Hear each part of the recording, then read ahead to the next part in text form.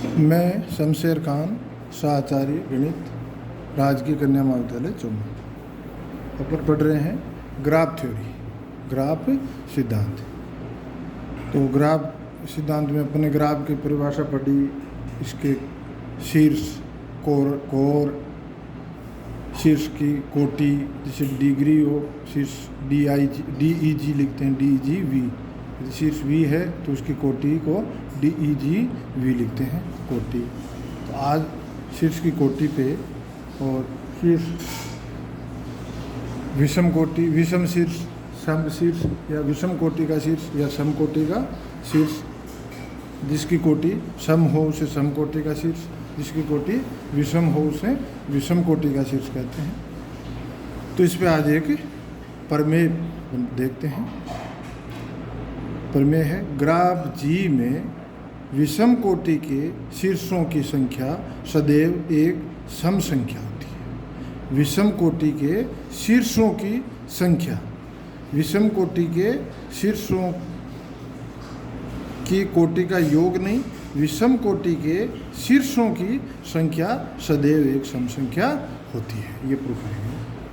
तो इसके लिए सबसे पहले अपने ग्राफ मान लेते हैं। तो प्रमाण में माना G=VE एक ग्राफ है तथा ग्राफ G में कोरों की संख्या E है। मतलब ग्राफ G में कोरों की कुल संख्या कितनी है? E है। ये अपने ले लेते हैं।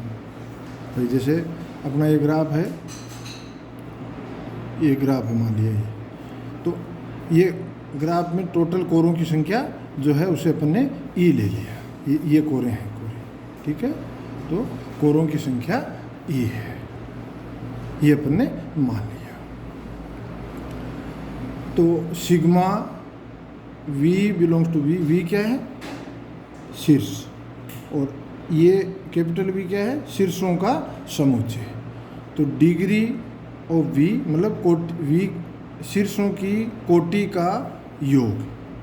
V∈V, डिग्री ऑफ V मतलब सिग्मा दिया हुआ है, इसका मतलब ग्राफ के टोटल शीर्षों की, कुल शीर्षों की कोटि जो है उसका योगफल है, क्या होगा? 2E। क्यों होगा भाई? क्योंकि इसमें कोरों की संख्या E है और प्रत्येक कोर शीर्ष की कोटि में दो जगह अपना योगदान करती है। इस शीर्ष की कोटि अपन देखें तो इसे कितनी कोरें आके मिलती हैं? 2। इसका मतलब इसकी कोटि है 2। और इसमें कितनी कोरें आके मिलती हैं? 2। तो इस कोर का योगदान कितना हो गया? एक तो इस शीर्ष की कोटि को काउंट करने में हो गया, एक इस शीर्ष की कोटि को काउंट करने में। तो एक कोर शीर्षों की कोटि में कितना योगदान करती है? 2 का। और टोटल कोरें कितनी है? E। तो टोटल कुल शीर्षों की जो कोटि है उनका योग क्या होगा? 2E। मतलब प्रत्येक कोटि शीर्षों की कोटि की कैलकुलेशन करते हैं तो उसमें 2 का योगदान होता है। प्रत्येक कोर 2 का योगदान करती है। और कुल कितनी कोरें हैं? E है। तो देखो इसमें कुल कितनी कोरें हैं? 1 2 3। और इनकी कोटियों, इसकी कोटि 2, इसकी कोटि 2 और इसकी कोटि 2। तो कुल मिला के कोरें तो कितनी थी? 3। और इनकी कोटियों का योग कितना है? 6। इसका मतलब 2 × 3। तो ये तो कोरों की संख्या और ये इनका योगदान। तो इनका कुल तीनों शीर्षों की कोटि का योग क्या है? 6। तो कुल कोटियों का योग क्या हो गया? 6। और कोरें कितनी थी? 3। इसका मतलब प्रत्येक कोर 2 कोटि मतलब शीर्षों की कोटि में 2 का योगदान करती है। अब आगे हम जानते हैं कि ग्राफ G में 2 प्रकार के शीर्ष होते हैं। कुछ शीर्ष समकोटि के होते हैं तथा कुछ शीर्ष विषम कोटि के होते हैं। माना V1 विषम कोटि के शीर्षों का समुच्चय तथा V2 समकोटि के शीर्षों का समुच्चय है। तब V1 विषम शीर्ष और V2 सम शीर्ष।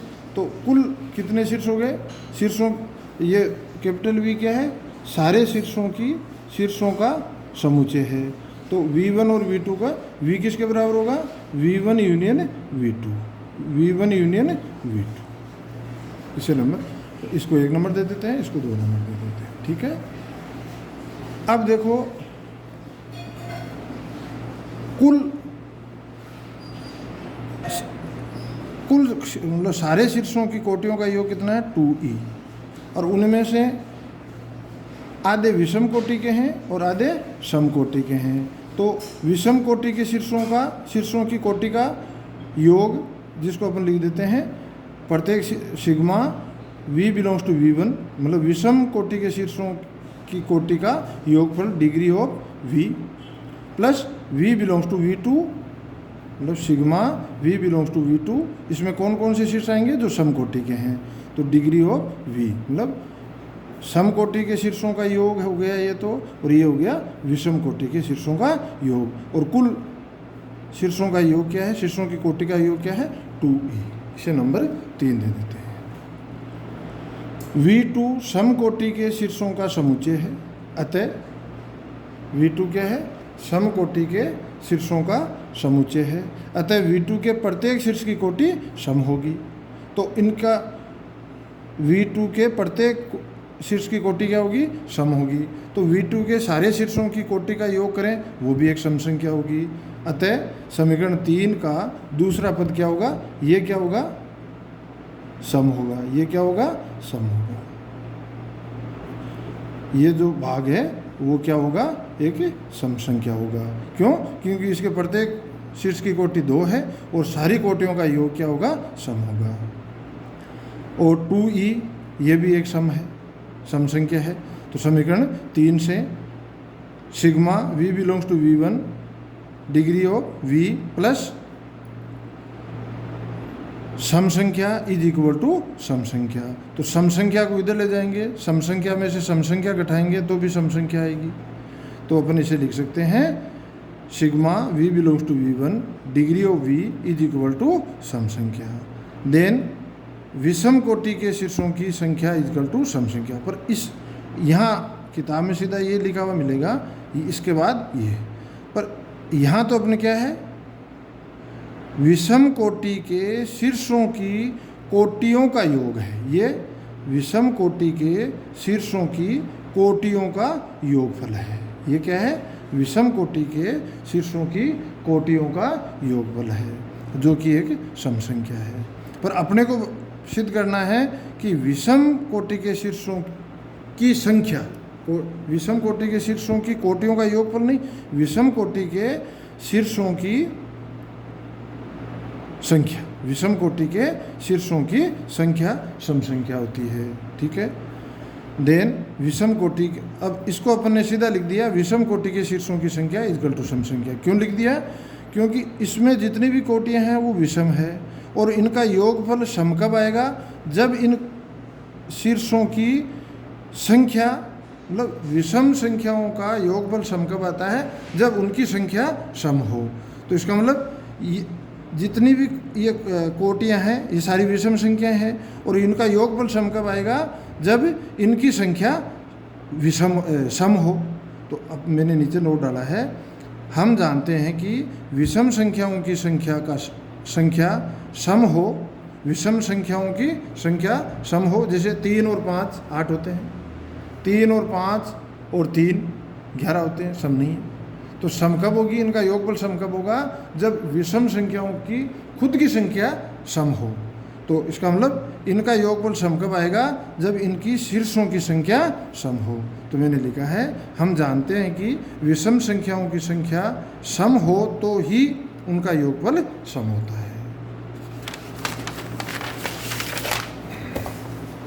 अब एक आध परिभाषा अपन डिस्कस कर लेते हैं। नियमित ग्राफ, नियमित ग्राफ किसे कहेंगे, यहाँ ये ध्यान रखना है, इसे लिखना है सरल ग्राफ।